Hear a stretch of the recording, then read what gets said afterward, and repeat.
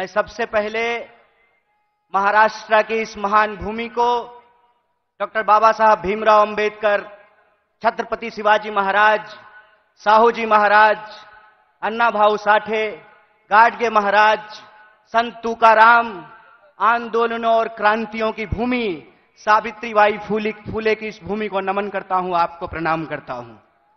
साथियों, बिना किसी औपचारिकता के मैं सम्मानित मंच का अभिनंदन करते हुए आप तमाम भारतीय राष्ट्रीय कांग्रेस के एक एक कार्यकर्ताओं का, समर्थकों का, मतदाताओं का, देश के कोने कोने में किसी भी माध्यम से इस कार्यक्रम से जुड़े हुए कांग्रेस परिवार के एक एक सदस्य को पार्टी की स्थापना दिवस के मौके पर हार्दिक बधाई देता हूं, आपका हार्दिक अभिनंदन करता हूं। दोस्तों, ये हम सब के लिए बड़े गर्व की बात है कि देश की सबसे पहली और सबसे पुरानी राजनीतिक दल, जो एक राजनीतिक दल नहीं है, जिसने आज के भारत का नींव रखा है, उस पार्टी का हम स्थापना दिवस मना रहे हैं। यह हमारे लिए गर्व की बात है। जब हम अपने पार्टी की स्थापना दिवस मना रहे हैं तो हमको कुछ बात अपने दिमाग में, अपने जहन में उतारने की जरूरत है। सबसे पहली बात यह है कि जब हम नागपुर में यहां मना रहे हैं तो जो लोग नागपुर को संघ भूमि बनाना चाहते हैं, उनको हम चुनौती देना चाहते हैं, जब तक कांग्रेस पार्टी जिंदा रहेगी, जब तक इस देश में एक भी कांग्रेसी कार्यकर्ता जिंदा रहेगा, अपने रक्त के आखिरी कतरे तक नागपुर को संघ भूमि नहीं, दीक्षा भूमि बना करके रखेगा। इस बात को याद रखिएगा। इस बात को याद रखिएगा कि जिस देश में हत्यारों का गाना गाया जा रहा है, उस देश में महात्मा गांधी पैदा हुए हैं, और महात्मा गांधी ने जिस पार्टी को बनाया है, जब तक वो पार्टी जिंदा रहेगी, तब तक आप इंसान को इंसान से नहीं लड़ा सकते हैं। हम बोलते रहेंगे, रघुपति राघव राजा राम, पतित पावन सीताराम, ईश्वर अल्लाह तेरो नाम, सबको सन्मति दे भगवान। हम यह तराना गाता रहेंगे, इस बात को याद रखिएगा। और जब आज हम पूरे देश को यह संदेश देना चाहते हैं भारतीय राष्ट्रीय कांग्रेस की तरफ से कि हैं तैयार हम, तो किस बात के लिए तैयार हैं हम तैयार हैं इस देश के संविधान की रक्षा करने के लिए। आप तैयार हैं कि नहीं हैं? इतनी जोर से आवाज लगाइए कि यह आवाज नागपुर से दिल्ली तक पहुंचनी चाहिए। आप तैयार हैं कि नहीं हैं? हम तैयार हैं इस देश की जमहूरियत को बचाए रखने के लिए। हम तैयार हैं इस देश में कमर तोड़ महंगाई को समाप्त करने के लिए। हम तैयार हैं इस देश के नौजवानों को रोजगार मुहैया कराने के लिए। हम तैयार हैं महिलाओं के ऊपर होने वाले अत्याचार को समाप्त करने के लिए। हम तैयार हैं आजाद देश में आजादी की रक्षा के लिए। हम तैयार हैं, यह हमारा संकल्प है। और जब हम इस संकल्प को दोहरा रहे हैं तो एक चुनौती भी हम लोगों को समझना पड़ेगा भाइयों। चुनौती यह है कि आप में से बहुत सारे लोगों को एक अनुभव हुआ होगा कि जब आप किसी पॉकेटमार को ट्रेन में पॉकेटमारी करते हुए पकड़ लेंगे तो पॉकेटमार इतना चालाक होता है कि वही जोर से चोर चोर चिल्लाना शुरू कर देता है। बोलिए, होता है कि नहीं होता है? आज हमारे साथ इस देश की सबसे पुरानी पार्टी, इस देश को आजादी दिलाने वाली पार्टी, महात्मा गांधी की पार्टी, पंडित जवाहरलाल नेहरू, सुभाष चंद्र बोस, मौलाना अबुल कलाम आजाद, सरदार वल्लभ भाई पटेल, एनी बेसेंट, सरोजिनी नायडू की पार्टी के साथ भी यही हो रहा है कि हमने चोर को चोरी करते हुए फिर से पकड़ लिया है।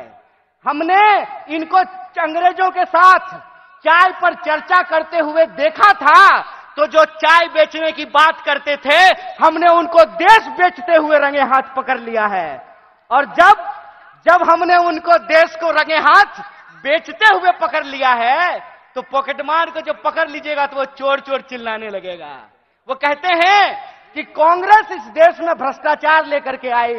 एक सवाल हम पूछना चाहते हैं, आज आप कांग्रेस के नेताओं के घर पे ईडी भेजते हैं।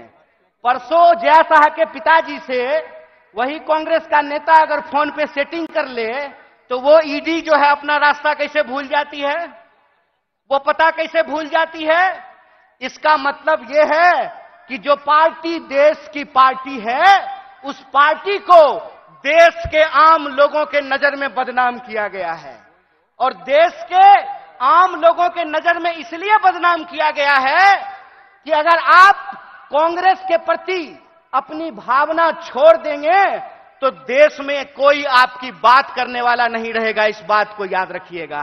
इसीलिए इस मंच से मैं आप तमाम लोगों से एक बात की अपील करना चाहता हूं कि हे कांग्रेस के कार्यकर्ताओं, जब आप चाय की दुकान पर बैठते हैं, जब आप ट्रेन से यात्रा करते हैं, जब आप बसों में चलते हैं, जब आप खेतों में चर्चा करते हैं, दफ्तरों में चर्चा करते हैं, तो एक बात को याद रखिएगा, एक बात को याद रखिएगा कि सामने वाला जब आपको जलील करता है ना, तो वो आपको जलील करने से पहले अपने मां बाप को जलील कर रहा होता है, अपने पूर्वजों को जलील कर रहा होता है। क्योंकि कांग्रेस पार्टी इस देश का इतिहास है, वर्तमान है और इस देश की आम आवाम का भविष्य है। यह बात हमको समझना पड़ेगा।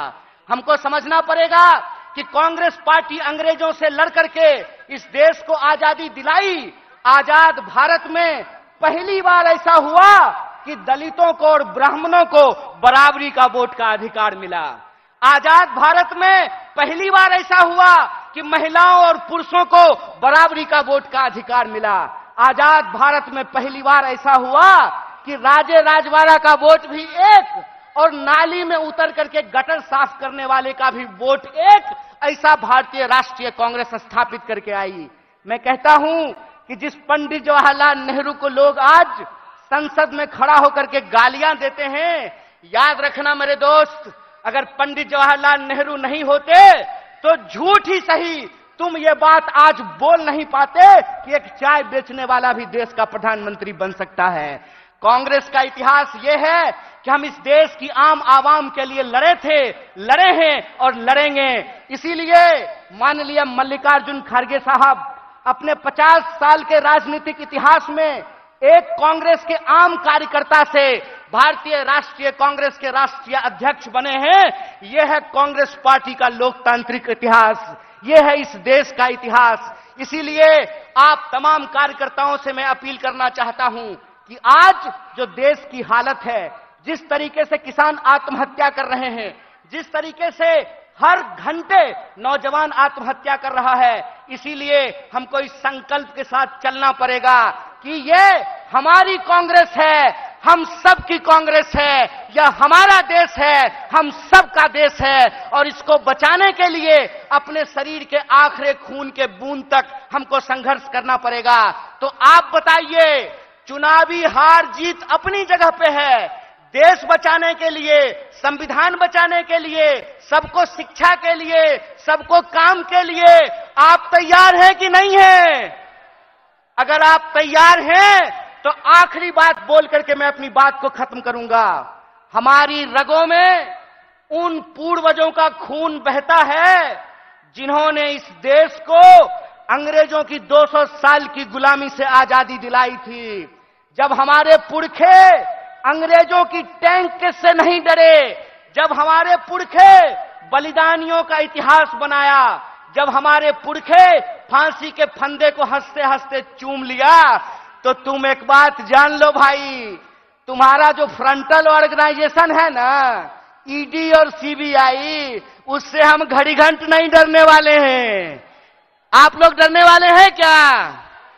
तो इस देश की बचाने की लड़ाई में सबको शिक्षा के लिए, सबको काम के लिए और इस देश के हर आवाम को बराबर के आत्मसम्मान के लिए आप संघर्ष करेंगे कि नहीं करेंगे? अगर हम पूरी तरह से संघर्ष करेंगे तो आखिरी अपील के साथ, आखिरी बात के साथ अपनी बात खत्म करता हूं कि कहते हैं कि कैसे आकाश में सुराख नहीं हो सकता, एक पत्थर तो तबीयत से उछालो यारो।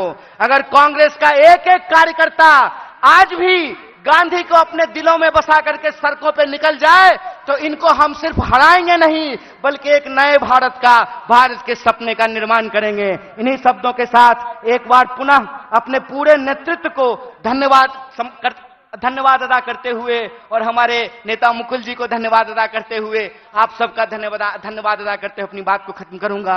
शुक्रिया। इनकलाब जिंदाबाद। जय हिंद, जय भारत, जय कांग्रेस।